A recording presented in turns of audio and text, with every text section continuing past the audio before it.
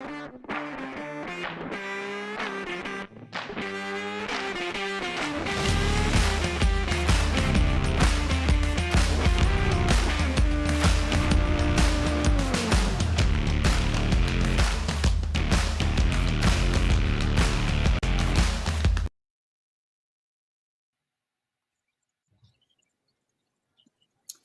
evening, everybody. Welcome to another edition of ILEETA Live. We are 34 days out from the ILEETA conference, and I know we're all ready to hook up and have those nice conversations with everybody and some great learning. So we have Jim Glennon, our special guest here tonight, Joe Willis, Alexandra Nelson. I got it right. I was worried about that. So we're here to have a great conversation with Jim. And Jim, for the one or two people that don't know who you are, go ahead and tell us who Jim is. Well, the short answer, I guess, is I'm one of the owners of Caliber Press, and I have been since we bought it in 2012, and we launched our version of it January 1st, 2013. So this is our 11th, 12th year. So it's going well. I'm generally, I introduce myself almost always the same way. I am the son of a Chicago cop. He was the son of a Chicago cop. In fact, I think, my grandfather and father's badge is from Chicago right up there, which I normally don't get to show because I don't normally do this from my home office. All I ever wanted to be is be a cop. That's all I ever wanted to be. And I'm the oldest of 9. I have 4 sisters, 4 brothers. I have six kids. I got 1 adopted kid, so it's like 7. I got a guardian. And so we have about 12 grandkids, 45 nieces and nephews. And all of those people that I just mentioned live within 25 miles of where I'm sitting, which is right outside of Chicago, which is why I can't leave this state. So it's way too many people. But the short answer really is I got out of high school, went to college, got a degree in psychology, graduated, did some volunteer work for a year. And then I came back to Chicago area because I wanted to be a Chicago cop. And they weren't hiring.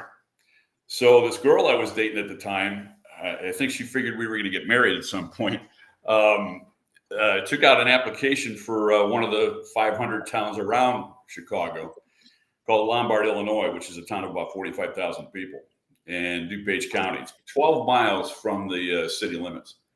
And so I was one of, about 65, 70 cops with the intention of going there, and then as soon as Chicago opened up, I was going to go to Chicago. I had a chance to go to the Secret Service at one point, but my 3rd year on, they made me a detective, and I really liked that. I really liked that. So I did that until they made me sergeant, and then they put me back out in the street for 3 years, and then I made commander or lieutenant, and then went back into detectives, and I stayed there for another 7 years until I went back out into the street, and I was commander of the afternoon shift. And retired after 29 and a half years. I started teaching defensive tactics back in 1991 with Bob Nicholas from Elmhurst, Illinois. We taught PPCT. That's what we were teaching. And but by that time, I was a hostage negotiator. I had a pretty good reputation of being a good interviewer and interrogator. I was our first sex crimes investigator, our first arson investigator. So I was really into that. But because of my psychology background, I really enjoyed the whole concept of dealing with people. And I realized very quickly, as much as I liked like the martial arts side and the DT side and the gun shooting side, learning how to, communicate with human beings was the key to the job. And I think that's why they made me a detective so quick, because I was able to get confessions. And then when I was a detective, I went to Reed interrogation and went to FLETC and several other places and kind of honed those skills. So I started teaching that for the Illinois MTUs. And during that time, I got a master's degree. I went to Northwestern University. I started teaching staff and command college with them. And then somebody from Caliber Press saw me teach the staff and command at Northwestern in 2001 and asked me if I wanted to come on board and teach street survival, which, Brian, you guys remember street survival back, I mean, if somebody, I remember getting in the 1980s, getting survival selections. You used to get those like 4 times a year. Remember that? I do. Yep. Yeah. and they had the schedule on the back all around the country and Mhm. all the products inside. And I never in a million years thought I'd own that company. But so I started doing, I quit everything else and just did that. And my sister and my wife both got jobs with Caliber Press, and right after I did. And they were working out of their office. Neither one have ever been cops. And they were working out of their homes, their home offices. And then when I was ready to retire in 2009,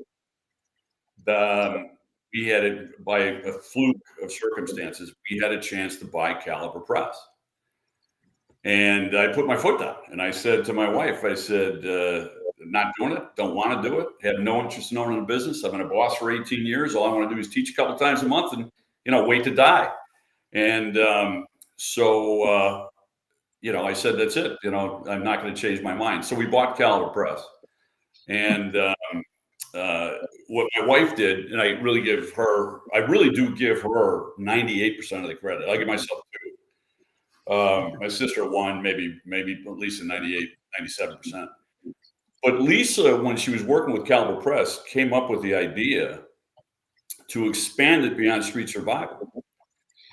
And she had everything figured out. I had been teaching, Brian, you and I taught around Illinois and all that. We ran into each other several times. And so I was teaching a lot of communication courses, de-escalation, leadership. Some of the other guys were teaching things, and she wanted to put that all together. And they said no, they didn't think it would work. So she actually quit Caliber Press in 2010, I think. Started her own business while I stayed with Caliber. And within 2 years, we bought Caliber Press. So it's pretty wild. And now I work 1,000 times harder than I did as a police commander, I'll tell you that. Usually what happens when you retire, from what I hear anyway.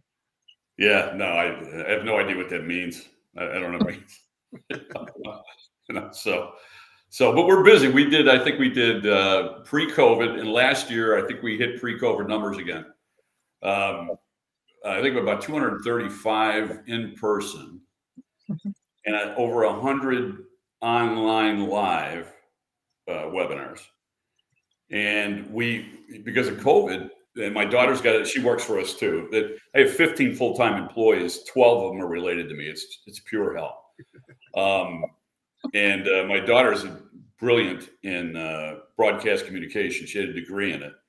So then what we did is we flew all the instructors in, and in front of a green screen, we recorded most of our programs.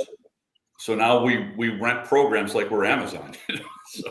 So it's pretty wild. It's constantly moving. We hired a CEO right before COVID. Scott Burmaster used to be with Force Science, and that's where we are now. Just chugging along. What a ride! I remember, yeah. I think it was 2002 or 3, somewhere around there. I seen you in the Street Survival back in somewhere out here in Colorado. I think for the first time with Bob Willis, I believe. Does that sound right? Not with me. Bob was gone by the time I was with Dave Smith. I could have been doing with Dave Smith back then. Yeah.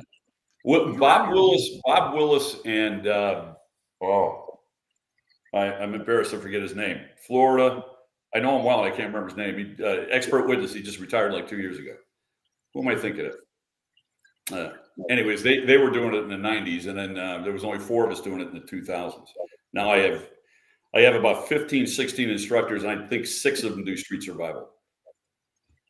All very outstanding instructors. I know most of them, not all of them, but phenomenal instructors. So Alexandra is our first time guest host, and I'd like to kick it over to her for our first question. Go ahead. Awesome. Jim, it's an honor to be here with you today. I started back in 97, and, Jim Glennon's name was a name even then. So I appreciate being here with you. I mentioned your longevity in law enforcement and mine, in the sense that we've seen a lot of different stuff over the courses of our careers, obviously. And I'm wondering what what you've observed as what you would see as the prevailing issues that keep recurring for us. We're all really bad at history, and it seems like right now everybody's feeling like this is the worst time ever, but I'm not sure that that's really true. And there's probably some issues that have cropped up over the years that maybe we haven't sufficiently taken care of. So, what have you observed as as kind of the most important things that we should be paying attention to, so that maybe we eliminate them as issues for us internally as police officers? Well, the overriding issue that I recognize very, very early on in my career is a lack of investment in police agencies. And I'm not talking about the citizens who generally really like their own police departments. In Lombard, people really like us.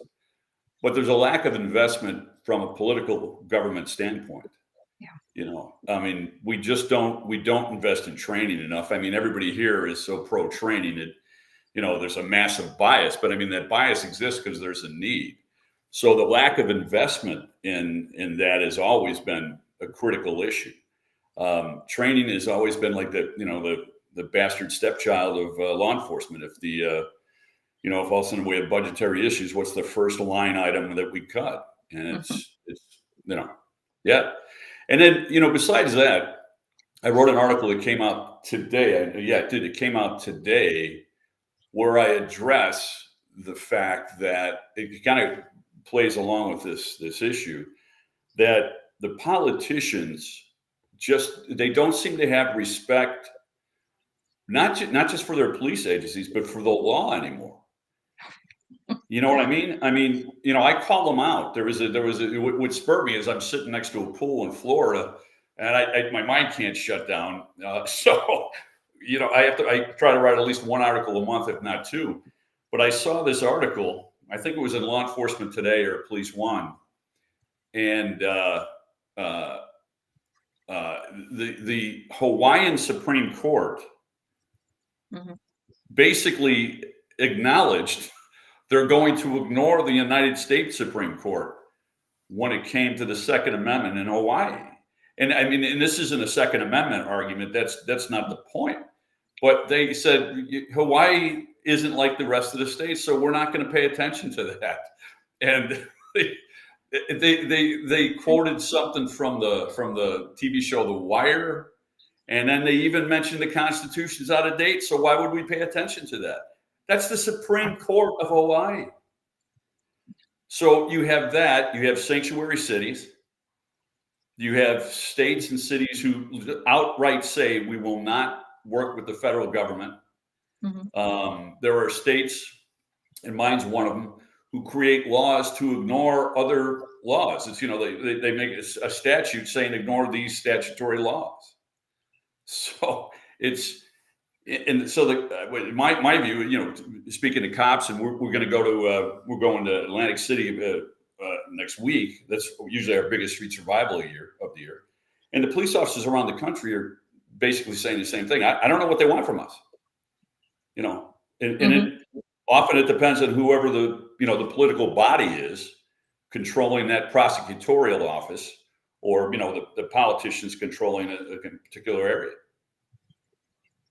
Yeah, absolutely.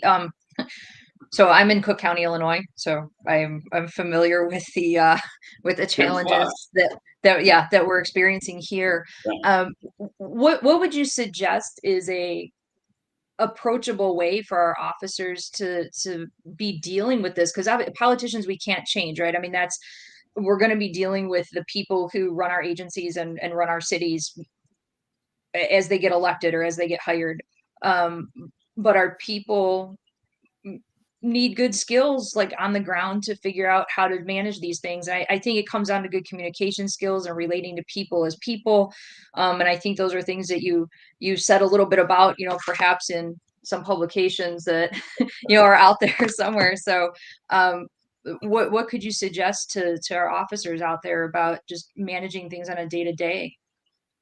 Well, it's an easy question to answer. It's hard to implement. It's really, it goes to leadership.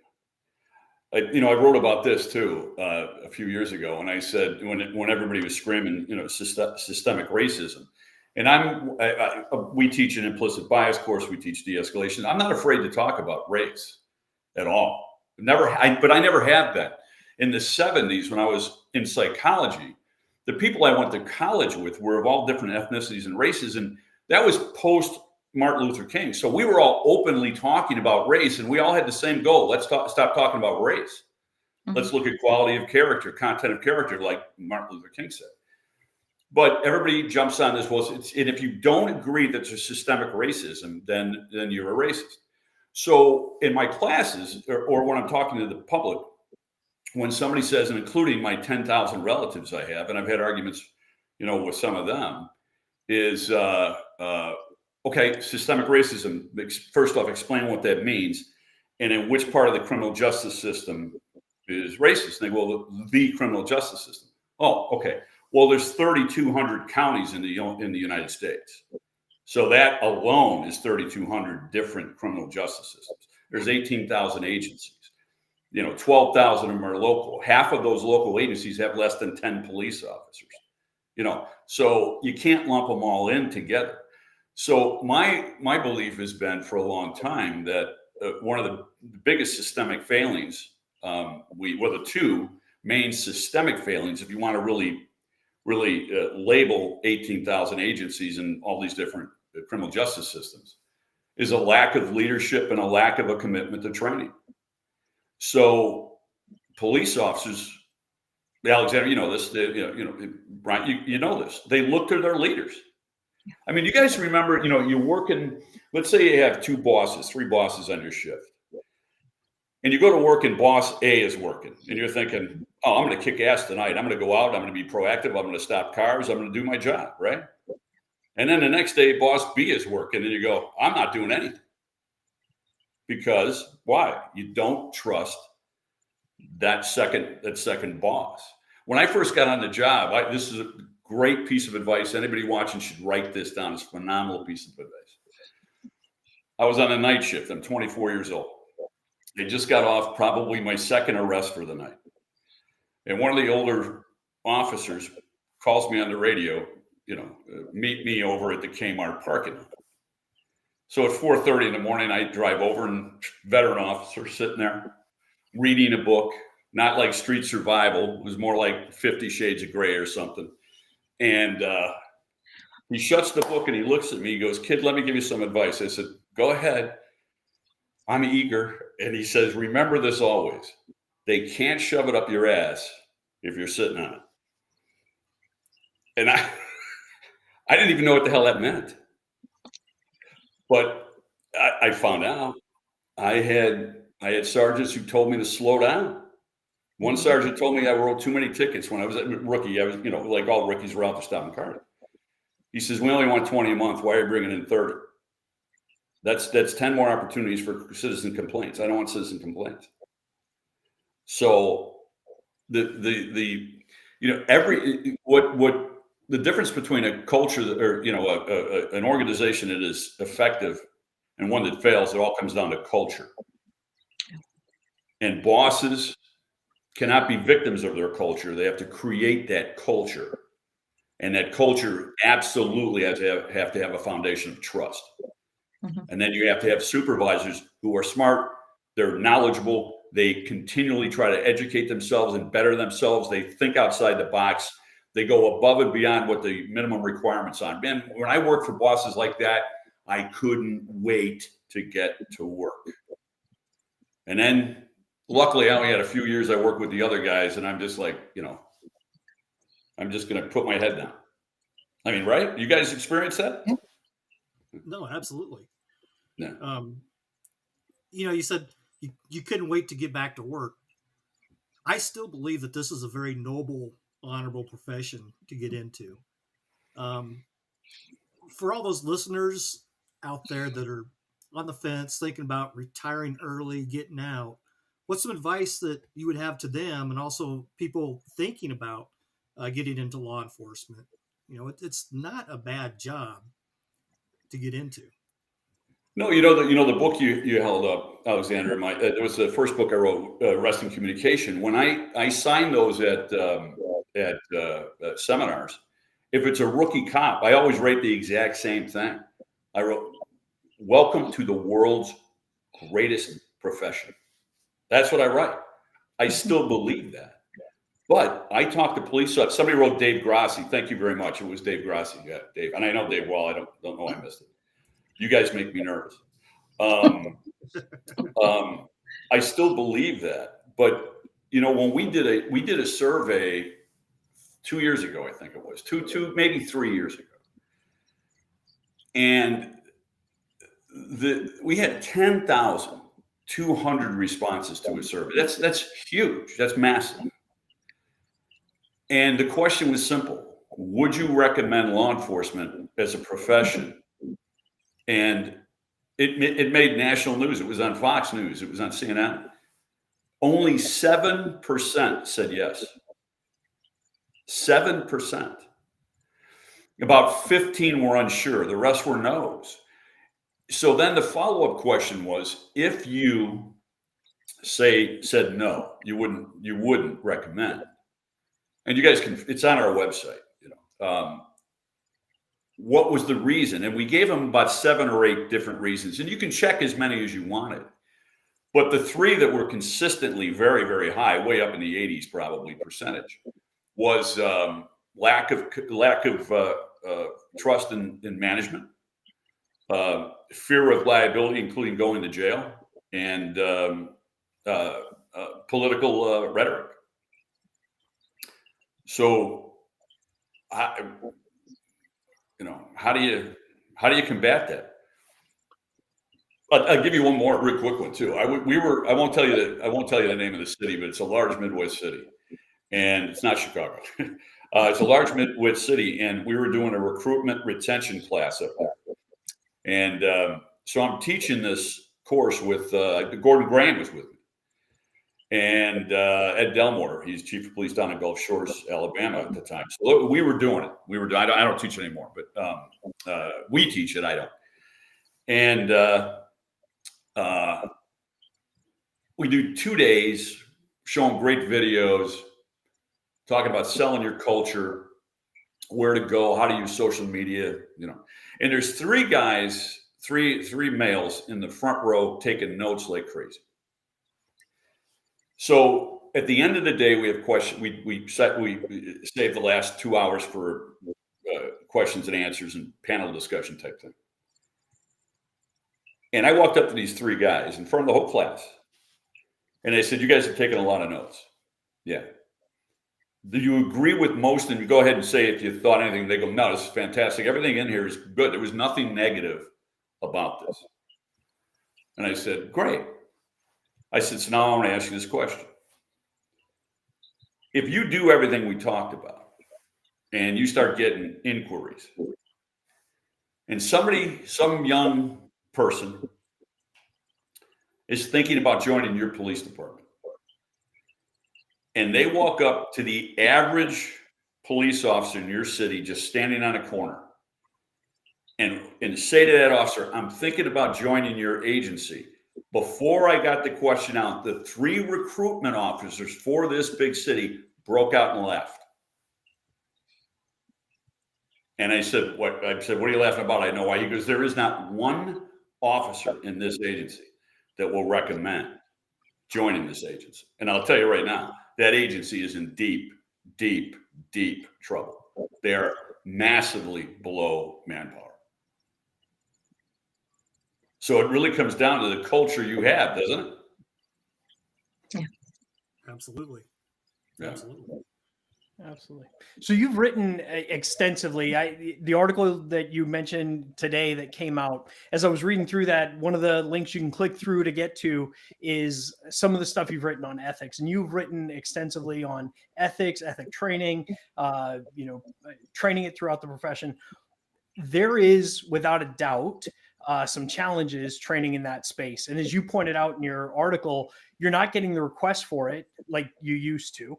And so this is a 2-part question. If you can, for the audience, kind of expand on why you think that is, and then what can we be doing about it in the mid ranks, the sergeants, some junior lieutenants and below. What can we be doing about it? Well, the first answer is easy. The reason, and I think I put it in that article, the reason nobody asked for it is because it wouldn't be well received at all, because there's way too many leaders in the public that are massively unethical. I mean, just look, I mean, you know, listen, whether you're a Democrat and you're a Biden supporter, or you're a Republican and you're a Trump supporter, you think the other side is unethical. So half the country is constantly thinking the other half is unethical. We see, and I gave a couple of examples in the one article where I was called to go to a Northwestern state, and I went in there, and they were a great group, and I taught the one-day ethics class, like I think 3 or 4 days in a row. And they were there because a police officer took a cup of coffee that they weren't supposed to take. But at the same time, what I found out is, you know, the chief took a free golf membership at a private country club.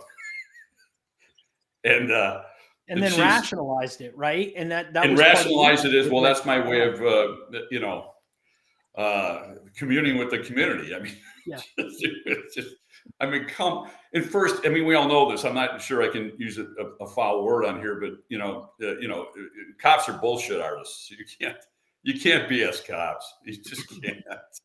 You know. So, and I gave a couple other examples. And the second part of your question is, you know, what I say in the leadership courses, and it's just because I have decades of teaching these now, and I for years I became a freak on biographies on successful business leaders, military leaders. I read, you know, a bunch of books about different companies that were really successful. And I'll tell you, I'll recommend, you know, I got a lot to recommend, but one of them is Michael Abrashoff. Anybody out there who's a sergeant, anybody who's a supervisor should get this book. And it's called It's Your Ship by Michael Abrashoff. It's Your Ship. He took the lowest rated ship in the United States Navy, and within 18 months, it was the highest rated ship in the United States Navy. And in it, he said that nobody asked him to do that. In fact, there were roadblocks when he tried to make the changes that were necessary.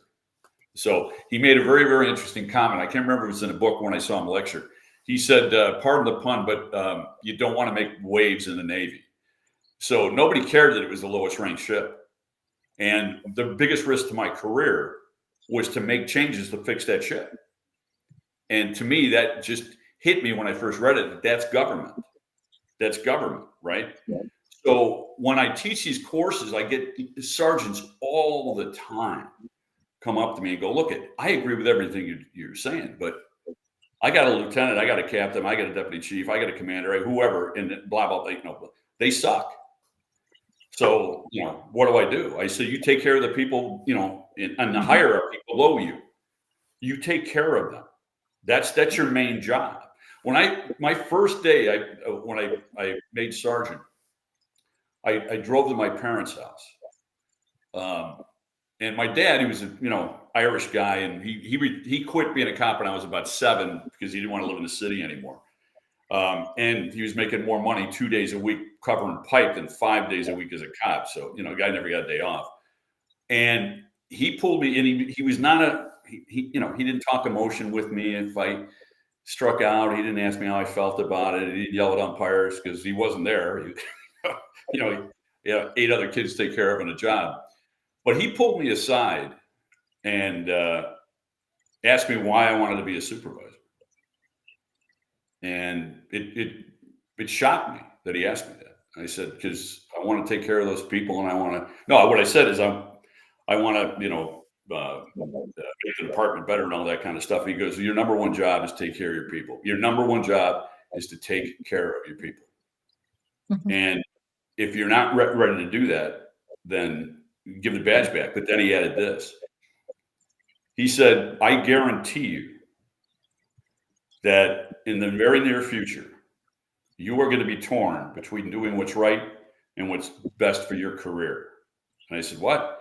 And he said, something's going to happen, and the brass is going to say you're going to back us up, even though you know what the officers did was right. What are you going to do? I go, I'll back up the officer. He goes, you better think that through. Because if you're not willing to do that, because that's going to derail your career. And I said, I'll back up the officer, but really didn't think it would happen. Within 2 years, it happened. Within 2 years, it happened. And then it happened again a couple of years later, you know? So, you know, so the second part of your question is, nobody is more important in the whole organization than line level, right? But among the command staff, nobody is more important than first line supervisors. They set the tone. They create the culture. If you got toxic culture above you, put an umbrella over you and the rest of it. Stop that crap as best you can from getting down. And that takes guts, and it takes knowledge. You have to study the leadership craft. You can't just hope that God's going to come down and anoint you with leadership powers. I think way too many people think that they get in a leadership position without any training, without any skill set. They don't read books, and it shows. And I was telling somebody this weekend, an officer from another state who was struggling with some of these things, and I said, your leadership may be toxic above you, but who are your troops going to look to, and who are they going to want to emulate when they become a leader? Exactly. And they'll want to be you, not you, but they want to emulate your qualities and not the qualities of those people that are above that umbrella. So I mean, I think that's we're in some trying times, but if the sergeants and the leaders are doing the right things, we're going to have some good cops coming up the ranks and be good leaders in the future. Yeah, you hope so. I've been kind of glancing over a couple of the questions here, and one of them is, why do police officers not train even when they're provided the ammo? Somebody else, I'm not sure how to get there. Here it is. How would you suggest we train officers to lower the intensity of potentially tense situations? They kind of play hand in hand. I've made this joke for a long time, but let me just stay on leadership for a minute. When I personally do the leadership classes, and I think a couple of the other guys have followed suit, is I go up to whoever the highest ranking person is in the room, and a lot of times it's many just jurisdictions. In fact, I did the Georgia's Chiefs Conference, and that's where this one story comes from. So I got all chiefs, assistant chiefs, deputy chiefs in there. And what I do is I walk up to one of them and I just ask this very simple question. Were you a successful law enforcement agency last year? And it catches them off guard. No one ever answers quick. Their eyes bounce around. And the most common response I get is, I'd like to think so. Or I believe we were, or something along those lines. Nobody's ever looked at me and go, no, we stuck. Nobody's ever said that. So what I always follow up with is a real simple question. How can you prove it? Mm-hmm. And they stare at me. And they go, well, what do you mean by success? I go, no. You said you're successful. You tell me what it meant. Why was it? And then I get things like this. Well, we didn't have anybody killed. Oh, great. Well, the best way not to get anybody killed is don't hire any cops. I mean, the reason you exist isn't for police officers not to get killed. It's fantastic that we have that goal, but that's not the reason the agency exists. So, and then if they talk stats, then I go, okay, does that mean at the beginning of the year you sat down with everybody and this is the statistical number we want to reach? Well, no. Okay. And then if they mention, the burglaries are down or whatever, then what I follow up with is, okay, so then if they go up again next year, who's going to get fired? And everybody just laughs. So I was doing that in the Georgia thing, and I'm walking around and I get to this one chief and I look at him, and by then they all know where I'm going with this stuff, right? And I look at this chief, I go, were you successful? And he goes, do I still have a job? And I go, yes, you do. He goes, then I was successful. And all the chiefs broke out laughing because he said out loud what they were all thinking.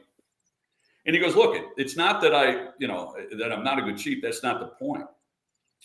But the average chief down here is chief for like 3.5 years. And we want to make that 3.5, 4, 5 years. That's what we want to do. So if the boat ain't rocking, we're not going to rock the boat. I'm not going to do anything that's going to bring a political eye on my agency if there's no political eye on it. So what we always come down to is this. In government, our job or our goal isn't really to succeed, it's to avoid failure. I mean, think about that. They can't shove it up your ass if you're sitting on it. Right. And then think, when I taught at Northwestern University, the 10-week staff and command, they used to bring me in the first week, and I would do something the first week and then the last week. And one of the things I would look at in most, they're all somehow command level, right? And I would ask them, tell me the truth. Why are you in this class? And they would all say the same thing. Well, I was hoping to pick up some things and make me better and our agency better. And I would look at them. I go, BS. That's not why you're here. What's your absolute number one reason, the primary motivator to be in this class? And then almost all of them would say, my resume. Okay, great. And your chief, we spent 10 weeks here and all this money and all this time. What's the chief's primary reason to have you? And they would go, the chief's resume. To say everybody went to FBI Academy, everybody went to, I said, great, fantastic. So at the end of this 10 weeks, and you learn all this new stuff, and they put an investment in this, and you go to your first command meeting, and you say, I want to talk. This is all the interesting things I learned. These are the changes that we should make. What's going to happen in that command meeting? Everybody will yell, just shut the hell up. Things are working fine around here. I mean, think about that. I know it sounds doom and gloom, and it's not quite as bad as I just said, but not far off. I own a private company, and I was kidding with you guys earlier, but it's the truth. I've never worked this hard in my life, and I work the least of everybody. I put the least effort in than everybody else. My wife is sitting in her room right here. She's got some probably Housewives TV show on or some kind of crap like that, a bunch of whiny human beings. But she's on the computer, probably talking to the vice president of sales, who is her sister. I was on the phone right before I got on here with our CEO like 3 times about something. What we know in the private sector, my joke is for 30 years, I got a free paycheck every 2 weeks. No matter how much I suck, they pay me the exact same amount of money. And no matter how hard I worked, they pay me the exact same amount of money. When you're on the private side, you're constantly thinking about how to stay ahead of the curve, right? We go, this is a class that is needed. I have instructors calling me all the time. I got this great class. We probably take 2% of those instructors because they don't really have that great of classes. They think they're great, but they won't sell. We're always updating. We used to say we updated Street Survival every 3 years. We now update Street Survival every day, and that's not an exaggeration. If a new video came out, if a new issue came out, boom, it's in the Street Survival program. But on the government side, it's easy to be a lazy cop. It's not only easy, it's advocated for in many agencies. So, and Cook County is a perfect example of it, right? When you look at the number of stops the number of raw stops that the percentage went down in Chicago, and as the enforcement goes down, what goes up? The crime rate, the violent crime, right? It's as bad as it was in 1992, 93, 94, right? And they're still blaming it on COVID. So it's easy to be a lazy cop. It's even easier to be a lazy supervisor. Mm-hmm. Right? I want to circle back to something. Oh, go ahead. I interrupted you. I was just going to say, when I made sergeant, 3 sergeants I really liked. I really liked these guys. But my first day, they sat me down and they said, no more traffic stops. Take the radar, don't put a radar in your car, because then we used to put them in and out. Don't go to anything unless guys back you up. The main thing you have to do is get ready for roll call, take in the stats, and do the statistical analysis at the end of the month, which is nothing more than math. That's what they told me to do. And then if you do that, you'll be on top of the list for lieutenant. You said something, and everybody heard it loud and clear. I think we all had the same gut reaction that I had when I heard you say it, which was, we're more concerned with not failing than we are with succeeding in the public sector. And I just draw a stark line under that because my entire career flashed before my eyes, as you said it. And I thought to myself, yes, that is 100% true. That from my own experience, the majority of time, it was everyone around me, myself included, often more concerned with how do I hit the compliance levels? How do I check this box? I got 244 hours of annual training that I got to get all these people through. How do I do that? But I will tell you, I've pushed against the system, as I think many of our listeners have, in trying and tying your second point into this, trying to be entrepreneurial about how I do business, even in the public sector, because it's imperative that we do it. It is imperative that we think like entrepreneurs as the sergeants, as the administrators, the lieutenants and captains, even as those line level folks, the adjunct trainers, right? Your advice on how do we buck that system? Because still to this day, I've been doing this for as long as I have, still fighting against it. How do we get more concerned entrepreneurially about success than avoiding failure? Well, it comes down again to you, as I always say in the leadership classes, do not be a victim of your culture. What you need to do is decide what type of culture you need, create that culture, cultivate that culture, maintain that culture, and for crying out loud, lead that culture. Because, when somebody says, well, we give them ammo, they won't shoot. Okay, you're right, because they're probably from a culture that you do the bare minimum. If the state says you only shoot twice a year, we just shoot twice a year. We're not preparing these guys for gunfights. We're not doing anything like that. So I'll tell you, and this is going to be a little bit of a plug for Caliber. So, but bear with me. There's a reason I'm doing it. These are what you just asked me. How do you be entrepreneurial within the agency? Well, because I was so invested in training back in the 90s. I made Sergeant 91. I'm really dating myself, but 91 I made Sergeant. 93 or 4 I made Lieutenant. So I was already teaching a lot. And then by 2001, I'm teaching with Caliber Press. So every week, at least once a week, I would bring in, remember, VHS tapes, right? And there weren't that many available back then. So we would, as trainers, we trade them, right? We would trade them. And I remember buying a VHS quick copy machine.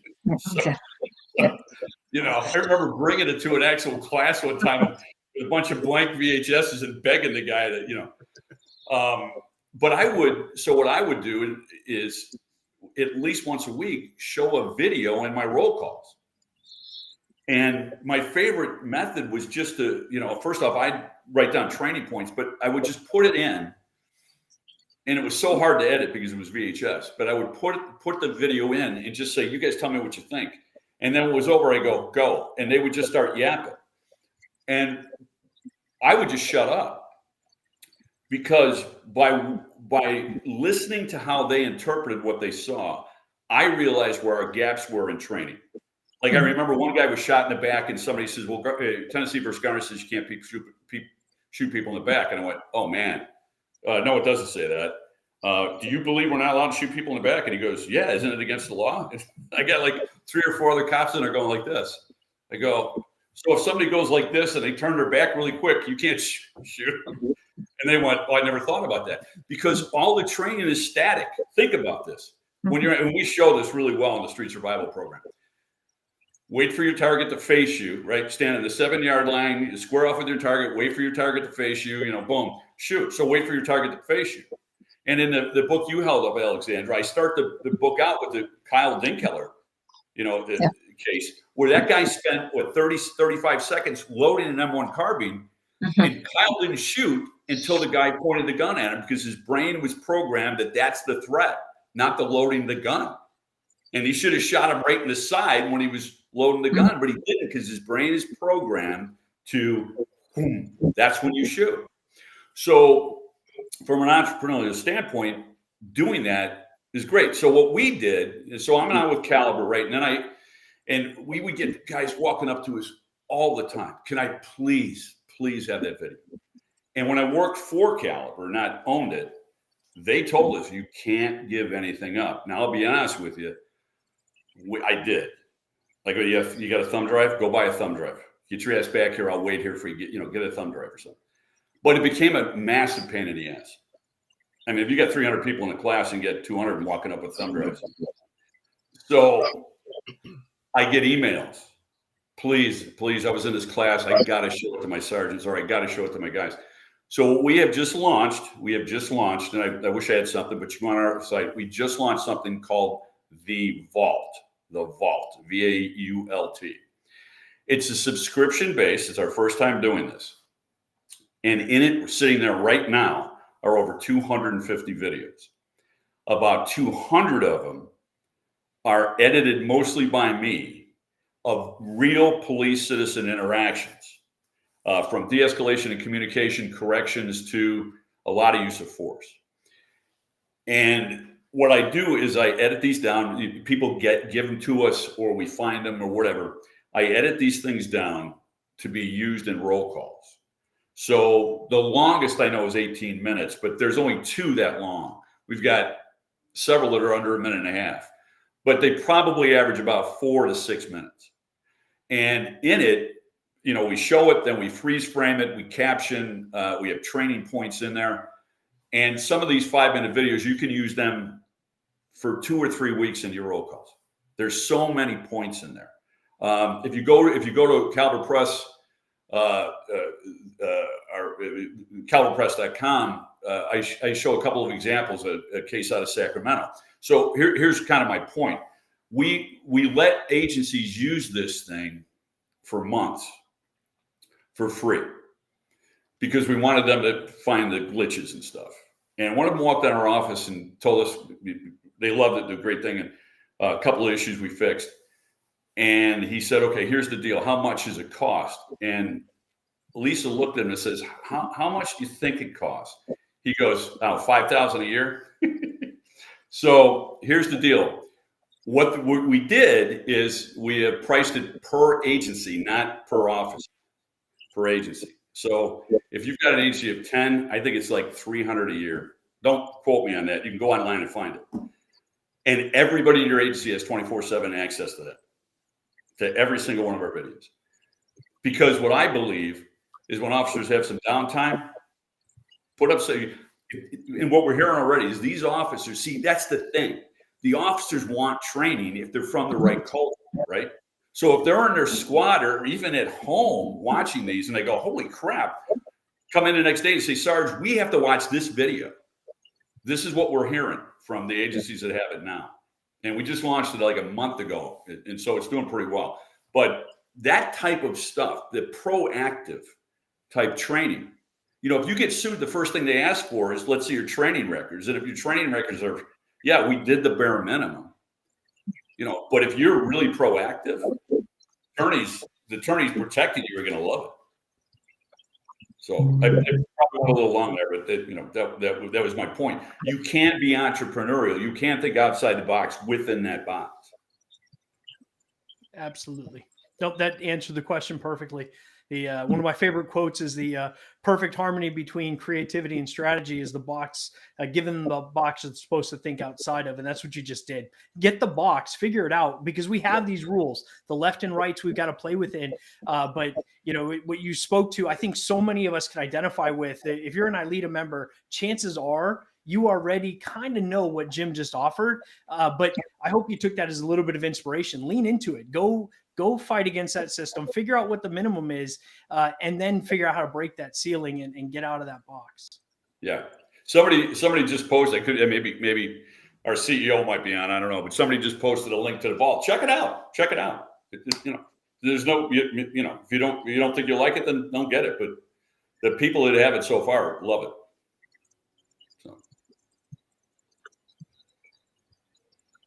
It may seem super obvious to, I don't know, to some trainers, maybe it's not, but in all the conversation we're having about supervisors and their leadership potential, I'd like our trainers to remember too, that they play a critical role in that culture shift and in that ability to change thought patterns and help their officers figure out how to navigate these strange waters that we're in right now and kind of separate the things that they can't control from the things that they can influence and the things that they can make a difference on. So, do you have any words of wisdom specifically for the trainers in that capacity too? Yeah, push the envelope. Become a pain in the ass. Be a pest. Seriously. I mean, I had guys coming up to me to the point I wasn't a range officer, but I was in charge of that, right?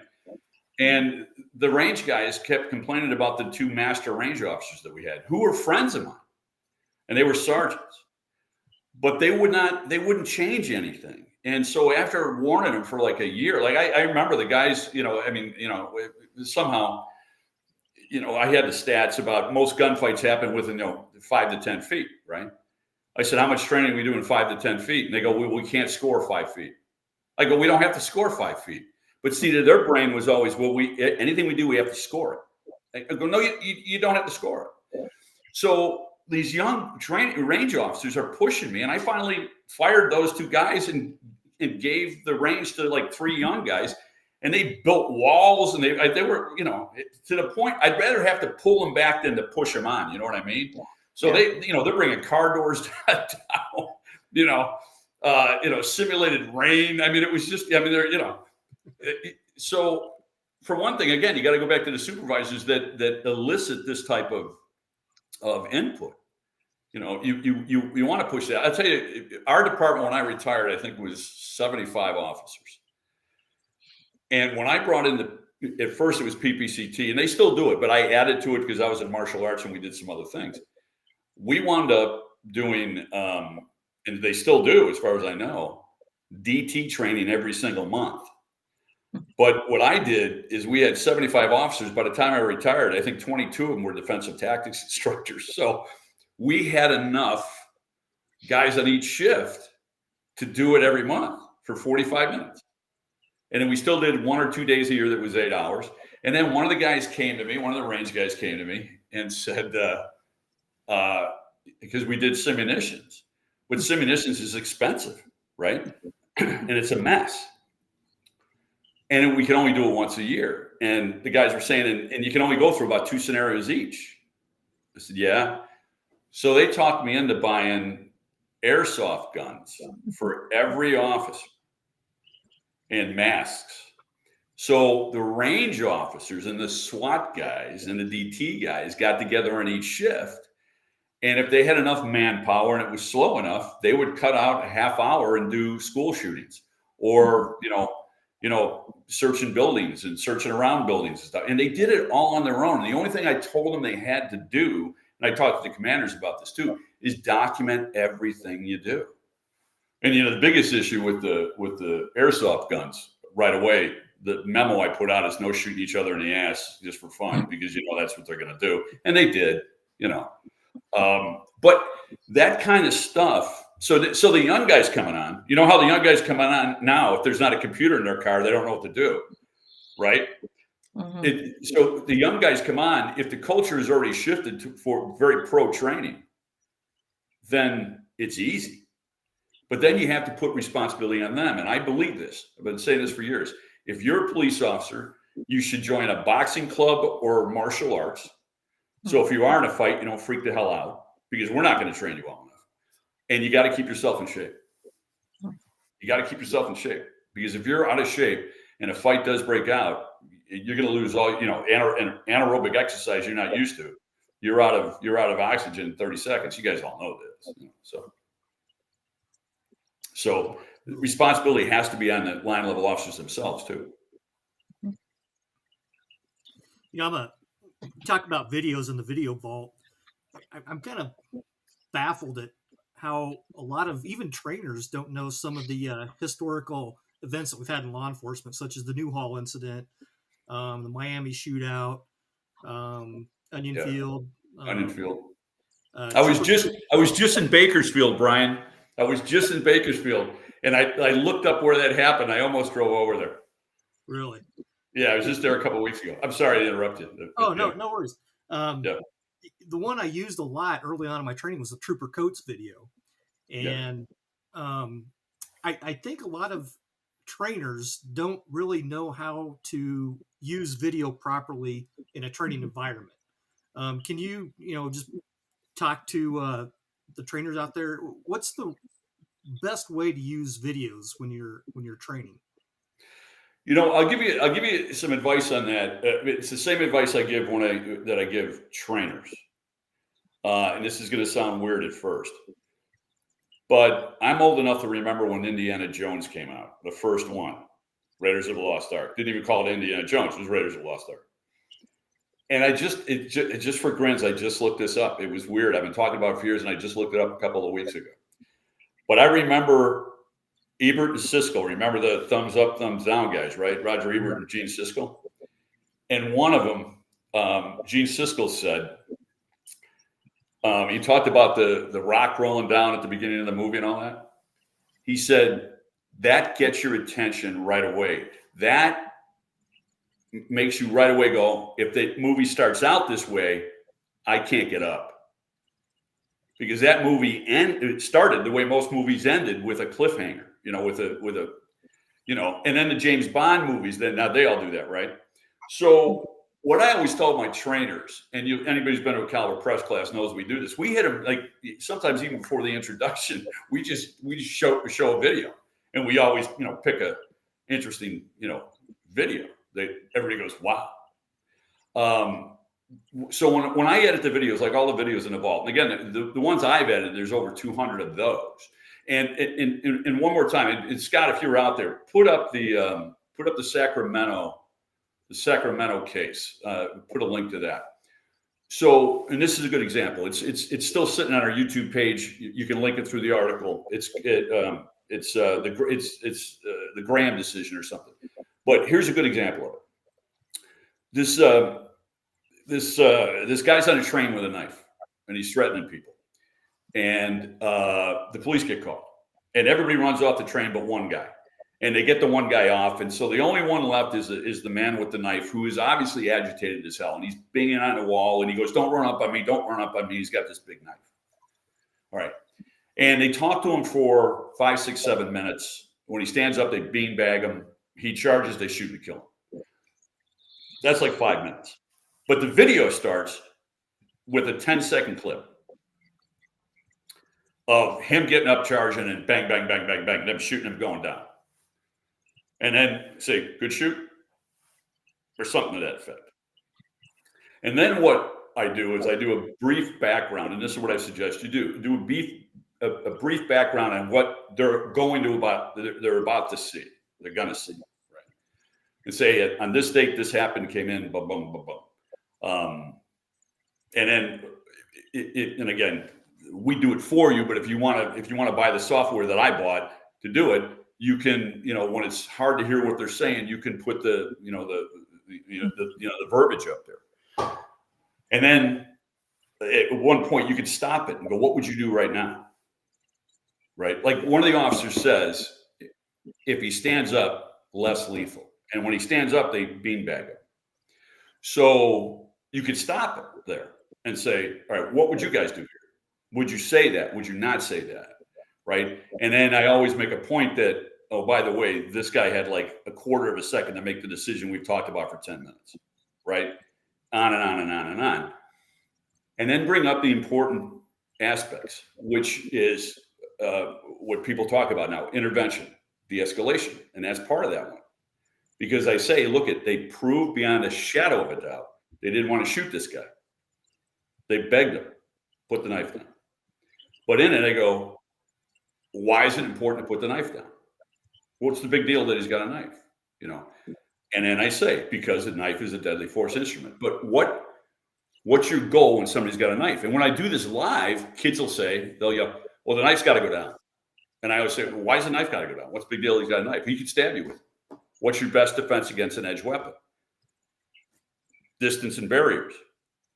Did they have the opportunity for both of those things? And so put that in the video. Because what if they just walked out of the train and shut the door? Now, I'm not criticizing the officers. I'm not criticizing them. But in it, I say, de-escalation is now an expectation and intervention is a legal requirement. Right? So there's 3 officers there. What if one of them just said, why don't we just get out of here and shut the door and wait till he calms down? And in that video, I say something like, your goal when you're dealing with somebody who's agitated is to calm the situation down. Ordering them to put the knife down 40 times is not going to calm them down. And again, not to disparage the police officers, because they proved they didn't want to shoot him. And the shooting's a good shoot because he was trying to stab him when they shot him. But so you want to bring up all these different points, but get them at the outset that this is something they want to see. Then put something in there on why they want to see it, besides just to see somebody shot. Because I put in there's the Graham decision actually is it going to be considered in this? And I talk about state statutes, or the state statutes. And what I do, Brian, is I break apart the Illinois statutes based on that case. And my argument is they could be charged with manslaughter or homicide based on Illinois law. So just imagine how many conversations you can have with just that one video. So grab them, tell them why they need it, and then stop it and ask pertinent questions at this point, and then show them the whole thing through. So that's the way we do it. It works really well. That's why so many people come up with sticks and go, can I have the video? All good points. Yeah. We're coming up on top of the hour, and I wanted to just kind of go round robin. Joe, any final questions, thoughts, comments for our super guest here? So many, but that would take us into a whole other hour. And so I won't ask the ones that everybody should find you and ask you at ILEETA at the conference. But I will ask, you're teaching at ILEETA this year. And Wednesday afternoon, I think Thursday morning or Thursday afternoon. Yeah. Yep. And if you can, tell us a little bit, what are you teaching and what can we expect when we come see you? A little bit of what we just talked about. How do you avoid what is avoidable? Right? Even if it winds up being a legal shooting, let's use the 20/20 vision of hindsight. And people argue that, you can't do that. Graham says you can't do that. Well, Graham said that in Title 42, 1983 case. It doesn't talk about trainers and bosses and officers. They can't go back and go, well, what about some other options to stop it here? And by the way, where does intervention and how does intervention kick in? So I'm going to be talking about that because those court cases right now are coming fast and furious, and every jurisdiction is different. Absolutely. It's a mess. It's a mess. There's another one, and we'll talk about this. I won't go into it now, but there's a case out of Clear Creek, Colorado, where a state trooper who just showed up and didn't do anything has been arrested for failure to intervene. And he was only there a very short period of time. So those are the kind of things we're going to talk about. Yep. Avoiding the avoidable, that unintentional escalation. Thank you so much. I'm looking forward to checking it out. Cool. Alexandra. I don't have any follow-ups because, again, I think that we would be here for at least another hour, but I'm really looking forward to seeing you at ILEETA this year, Jim. Thank you so much for spending your time with us this evening. Well, thanks for the invite. I appreciate it. It was an honor to be asked. Very insightful. Great information. Just want to put out there that the conference app, which is sponsored by Caliber Press, by the way, just went live today. So everybody can get on that app and figure out where you're going to go. And it's always a challenge. You got 6 classes going on at the same time, and which one do you take? So jump on that app. And thank you, Jim, for getting that sponsored and that valuable tool for the conference. I've got one more question, probably the most important question of the night. Tomorrow's February 14th. Have you got Lisa something? No, because my wife is one of those perfect women who hates Valentine's Day. She hates it. She hates it. So, yeah, it's the only reason I actually married her, because it saves me money once a year. Mother's Day is a big deal to her. Birthdays are pretty big, but she hates Valentine's Day. So, yeah. All right. Yeah. Well, hey, thanks for joining us tonight. We all learned a lot tonight. Wish we could have spent one more hour with you and picked your brain a little bit, but we got to be mindful of everybody's time here. And Joe and Alexandra, thanks for joining us here tonight. And everybody, we will see you in 34 days at the ILEETA conference in St. Louis. Y'all have a wonderful night. Look forward to it. Thank you, guys. Appreciate it.